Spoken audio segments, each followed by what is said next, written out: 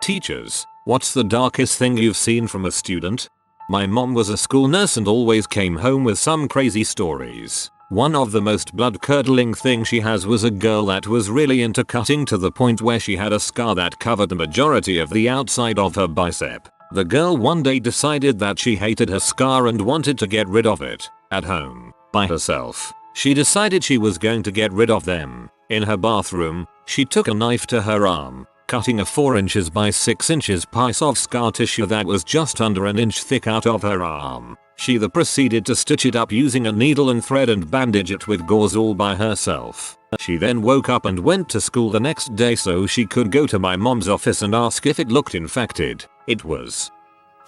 I am an English teacher and I am the sponsor of the school's comic book and anime club. This year, I managed to take my club to a convention, and many of them had several firsts, such as meeting celebrities, LARPing, participating in panels, speaking to professional artists, and just being with a larger fandom community. Upon our return, one of my members, a 16-year-old girl, asked to speak to me privately. She proceeded to tell me that she had been physically shamed by her father and uncle ever since she was 12. On her 16th birthday, she finally had enough of the abuse and she contacted the police and told them everything. Before the investigation could begin, her uncle committed suicide out of shame. Her father was about to do the same, but she was able to convince him not to do it. He is now facing trial for his crimes. She then thanked me and said that the 2 days we spent at the convention were the happiest days of her life, and it allowed her to feel like a child for the first time in 4 years.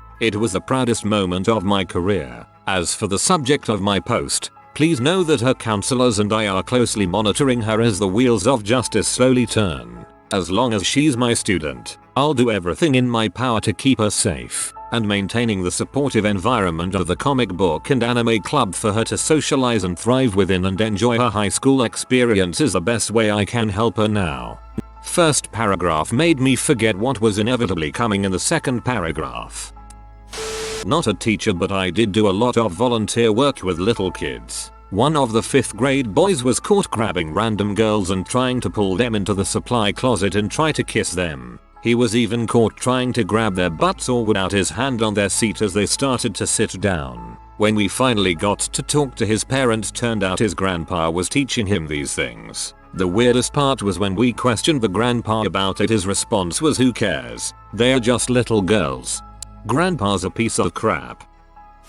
I taught welding and metal sculpture at the high school level for a year. One morning, one of my students, a quiet, awkward, but really nice young man, came into class and asked me for a band-aid. I asked him what for and he replied that it was for a burn. Class hadn't started yet for the day. He showed me and it was a fresh 2nd-degree burn that was already blistering. It was in the shape of an A. Some kids, if I'm going to be honest, they were bottom performers and troublemakers, from a different class of mine, had swiped a small metal letter A from one of my supply bins, heated it with a lighter, and then branded this kid on the morning school bus. He had let the kids do it because he really wanted to fit in. He didn't have many friends and these kids had seemed cool because they were always acting out. As a mandatory reporter, I reported it. The police got involved. Other than that, I have no idea what else happened. Jesus, that poor kid. I was a substitute for a while several years ago. I did the special education classes mostly. Everything from kids who simply had a learning disability to students with severe disabilities such as ASD and behavioral issues. One kid had a very low IQ and suffered from ADHD. He would come in every day an absolute mess. He was beyond violent and had zero control over his emotions. It's common to see those sorts of issues in some of these kiddos, but we didn't understand why it was this bad. He had medication prescribed and on file to help with some of his issues. Well, come to find out, Mom had been keeping his medication to do only God knows what with. He wasn't getting anything to help with these very real problems. Eventually this kid lost his crap on the teacher's aide in the class and the school had to expel him. One class I was in a lot had mostly kids with ADHD, dyslexia, mild behavioral issues, and I really connected with them. It was a challenge, but I loved them. There was a boy, maybe 10 years old, who would talk to me quite a bit about his father who was in a local rehab program for abuse. It was a religious thing that kept people on a campus and had them do church stuff, labor, and volunteer work. Anyway, he would give me updates every few weeks. At the end of the year he comes up and says, "Guess what, Ms. Phoenix 0113, I think my dad is gonna come home. He says he's not gonna do drugs anymore and he's done at rehab. I can't wait for him to come home." He went on about how they were gonna do father-son type things. It was heartbreaking to watch a child deal with a parent in rehab for M. He was so hopeful and there was a deep love there. I hope sincerely, every time I think of that sweet kid, his dad is healthy and present for his son. Not my student. He's from the class next door when I was student teaching. This child had a confusing home life. Apparently he was adopted by a family member, but it's unclear what happened to his biological parents. Anyway, he goes through these intense mood swings. Multiple times throughout the year he would pull the fire alarm and made a break for the school's parking lot at one moment, and then deeply apologetic another moment, as if he wasn't in control of himself just an hour ago. During his outbursts he would occasionally attempt to enter a room, and when he found that he couldn't, he would bang the door and scream at the top of his lungs as if it's a zombie movie. And yes, this is all while instruction is happening. He would literally escape the classroom in the middle of a lesson. He has caused lockdowns. As it turns out, this child is suicidal, and his actions might or might not be self-harming in a sense, since he knows these behaviors would earn him a punishment. Apparently, at home, he is being reported to jump out of a moving car. Later in the year he also told his teacher and para that he wants to die. His class was awesome though. His teacher had the whole class write a note to the kid, and they all wrote such sweet encouraging notes. The teacher then made a collage and gave it to him as a gift. After his outburst episodes, when he comes back apologizing, the whole class would give him a group hug. At one point all his teachers talked to him after one of his episodes, basically saying how they have such high expectations for him, how far he has come and how much further he will go. My mentor teacher attended this talk. She cried after. I imagine I would too. Sometimes there is a comical side to this situation, though. One day as I was teaching science, I saw the principal chasing this kid down the road through the window, somehow wielding a long stick as if he's about to shepherd him back to his pen. And I had to just keep teaching and act like I didn't see anything. It was a rough student teaching year. I had stories in my room too, but dang did I learn a lot. I'm so glad the class and faculty were so supportive. I'm sure it helped that kid a lot.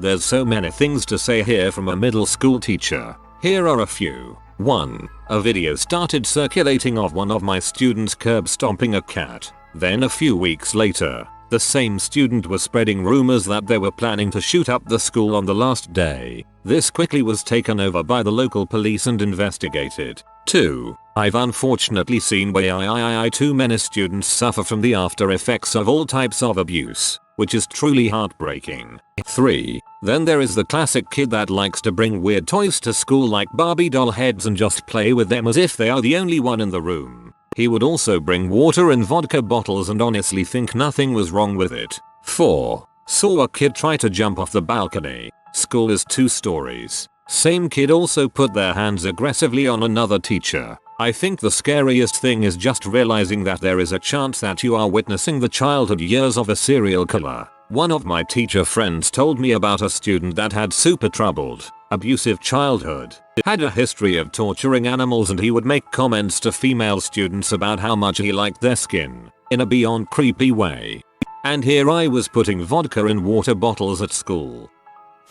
My first year teaching was, like everyone says, the worst year. The first day of school I'm getting to know the kids by asking them random questions, and I ask this one boy what he wants to be when he grows up, and he replies with, "Doesn't matter, I'm going to end up in prison like my parents." We're okay. From there things got progressively worse. He was hearing voices and always threatening to hurt other staff or students. He was hitting his head on walls or windows when frustrated. He came back from spring break and told me the voices told him to kill a cat he found. By the end of the year he was physically assaulting girls at school.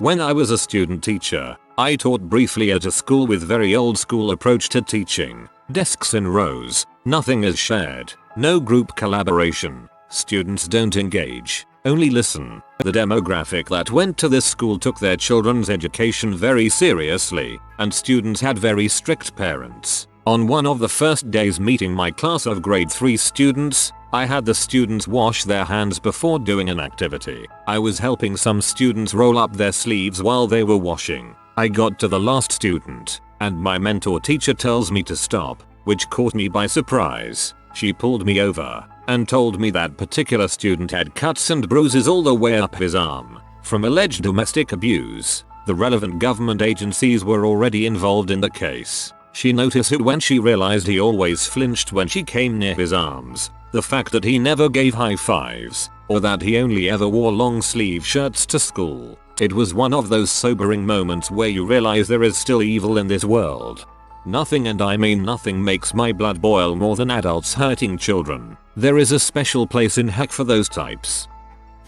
I've got two. I had a student casually tell me about how he pulled the eyes out of his rabbit's head. He explained how there was blood everywhere. This was my first day working as a supply teacher at that school, and my first conversation with the student. I later brought it up to support staff and they were shocked he mentioned it to me. Apparently he killed his rabbit because his mom loved it more than she loved him. The boy was now in foster care, as his mother was a drug addict. He shared a lot of really dark stuff with me that day. Another one, more sad than dark, was at a different school. Students had to write their address for an assignment, but this 4th grade girl didn't know hers. Another student asked me, "Do you know where the so-and-so motel is? She lives there." Really broke my heart, as this girl was so young and innocent, and didn't really understand how unfortunate her living situation was as she proudly googled the motel and found her address. Really low income part of town.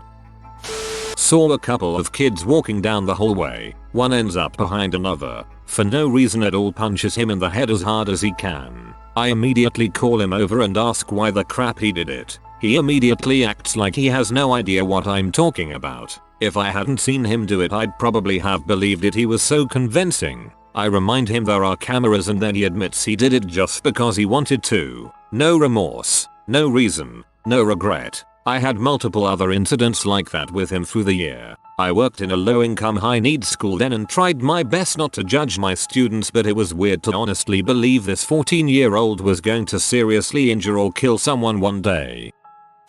I actually had a year where kids were doing personal narratives and sharing them with the class. They knew in advance of choosing their story that they'd be sharing with the class. One kid told the story of her dad killing her mom and then himself, which he woke up to on Christmas morning. Another talked about defending her brother in court for beating her dad within an inch of his life when he found out dad was physically shaming and abusing her. The next told about fleeing the cartels after his dad killed one of them to protect him and seeking asylum in America. Let me tell you, kids have seen some crap. As a light at the end of the tunnel, after like 5 of these kinds of stories in a row, I asked if anyone had a happy story to break all the sadness. This bright-eyed kid popped right up and told about his dog having puppies and offering them to the traumatized kids.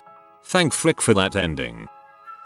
Not a teacher, but when I was in high school my senior year, a guy in my English class asked me out. I wasn't into him, but I didn't want to hurt his feelings, so I said that I wasn't really looking to date anyone. Every day for the rest of the semester he sat behind me in class and would describe in vivid detail the ways he was going to murder me. One example of this was him cutting my legs off and dragging me behind his car. Someone told me that he waited for me to leave school one day, but I always stayed several hours late at school for speech and debate practice and theater rehearsal.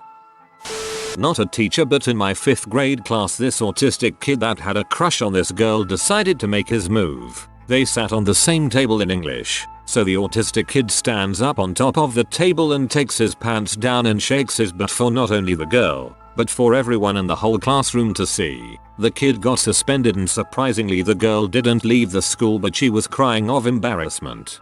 This reminds me of a less severe example from my 5th grade class. Playing heads up 7-up right before the end of class. The autistic kid is positive that the girl he likes picked him, but she didn't. He can't accept any other answer. The bell rings and he blocks the door while yelling that the game isn't over and we have to finish. Poor guy.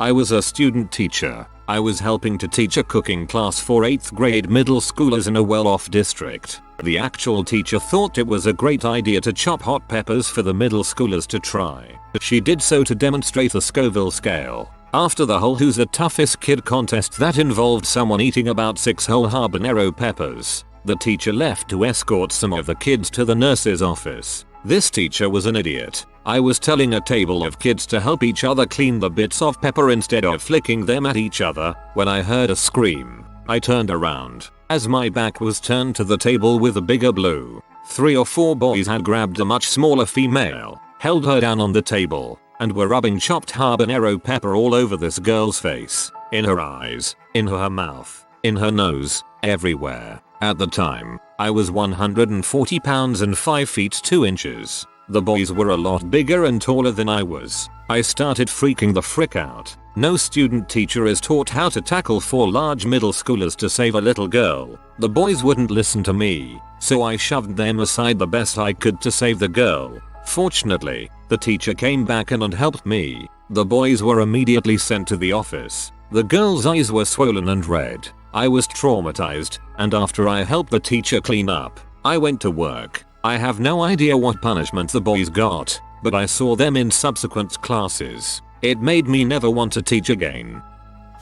I teach an algebra class and I was explaining how, in our city at least, your address tells you how far you are from the central streets like a Cartesian coordinate system. A girl, who happens to be my daughter's friend, volunteered to let me graph her address. 3 months later a boy got expelled for threatening to shoot up the school. He had her address and written threats to kidnap her from her house. He got the address from that class. Answering questions from thread 1. I do not blame myself for the actions of crazy people. He could have found info several other ways. 2. I put my address up first and my daughter's friend wanted to use hers so that they could know the distance between their houses. Was the point of the exercise. 3. Kid has 0.0% chance of kidnapping her. I know her family well.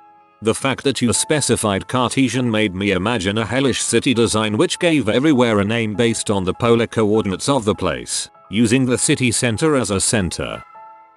A student of mine was a constant troublemaker and wannabe thug. During a football game, he broke his arm and had it placed in a plaster cast. A few days later, he got into an argument with another student. At the end of the day, wannabe thug jumped the other kid and started pummeling his face with the cast. Wannabe was arrested and the other kid was hospitalized for almost a week with massive facial injuries, 2 black eyes, a broken nose, multiple lost teeth, and multiple cuts to his face from the beating. He doesn't sound like a wannabe thug based in this account. Rest assured, until he went beast mode, he was a wannabe. His status obviously improved after this and after his time in juvie, but once his arm healed and his weapon was removed, his status quickly diminished as his buddies realized he was a one-hit wonder. I was teaching in a tiny community. 13-year-olds. This kid's uncle, also a teacher, pulled her aside and she started bawling. Says her teenage brother died in a skidoo accident. We find out a week later that he was basically almost murdered and left for dead by a gang of teenagers and bled to death. That place was all sorts of messed up. She turned out okay. 1. I'm not sure if mortally wounding was right. Kid could probably have recovered if he had medical attention. 2. It gets to like -40 degrees Celsius where I was. That's also -40 in freedom units. 3. If you call a ski-doo a snowmobile, you lose your cred in northern Canada. I thought about adding a disambiguation but decided against it. 4. I stopped teaching after that school year. Therapy helps. I obviously don't have all the facts but that sounds like full murder to me.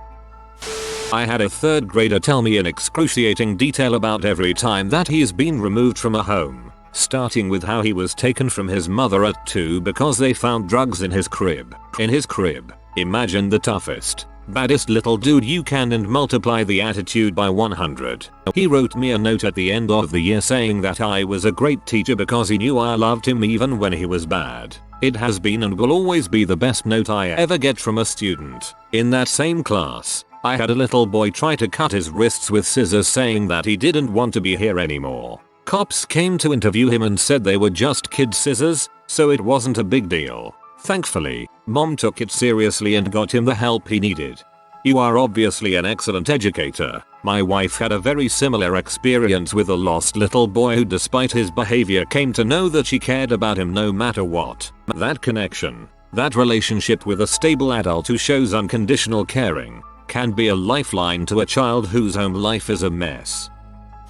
I had a student tell me that he was going home at lunch and didn't know if he was going to come back. He said thank you because I'd always been kind to him. I managed to text the receptionist at the front office and get her to have any counselor in the building call my classroom. Miraculously, the counselor called in just minutes and asked me to tell the student she needed to see him. She asked me to walk him there. So, I did, saying I needed to sign paperwork. My student teacher stayed with my other students, and I walked the kid to the counselor. He ended up in an inpatient mental health center for a long time, but when he was released, he was lighter. He finished the year and graduated high school. Another time, I just happened to be glancing out my classroom window when I saw the student collapse. I dropped everything and took off running to her. She was having a seizure, and no one knew what to do except me. My daughter has epilepsy, and seizure first aid is one of those things I am passionate about. The poor child actively seized for 25 minutes. The nurse came eventually. An ambulance was called, but they took forever to come. I stayed with her every minute that she was down, talking to her, telling her she wasn't alone and she'd be okay. I found out later she heard me the entire time. The ambulance got there and took her to the hospital, and I completely lost it. I cried so hard that I hyperventilated. Weeks later, I ran into her and her mom outside the office at the school, and we cried together. She eventually found the right med combo, but I lost track of her after graduation. Well done you. I always wondered why first aid is not more widely taught in school. Just knowing how to react, even if there isn't much you can do, makes such a difference, as your story so brilliantly illustrates. I had a student run in front of the school bus because he said he would rather die than go home. I also had another student touch an electricity outlet and try to shock themselves on purpose. I had another student tell me about his mother constantly getting into fights with neighbors. The mother ended up threatening the landlord with the knife. Police got involved. They were kicked out of their home, and they had to move schools. This same student would also come to school super tired and would sometimes sleep up to 3-4 hours in our classroom. He told me he was tired because he was in charge of feeding his baby sister and wasn't getting enough sleep at night. These are all 6-10-year-old students. I asked my students to write a narrative fairy tale using common literary archetypes, which I had extensively taught. I had a girl write a story about a young girl whose mother repeatedly sold her for demons to use. Mom needed magic potions, but the demons would only take the young girl's secrets as payment for the potions. Eventually a hunting party found the young girl and rescued her. After a long search, they returned her to her king of a father and she became a princess. Later, I learned that my young author had spent 2 years in foster care while they tried to find her father. She left that part out of her fairy tale.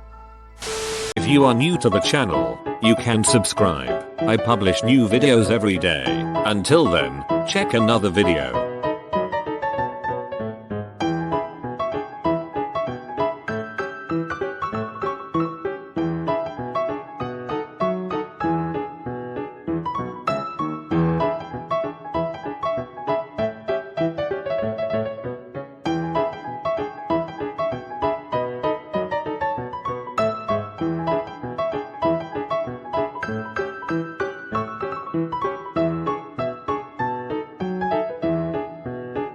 Bye for now.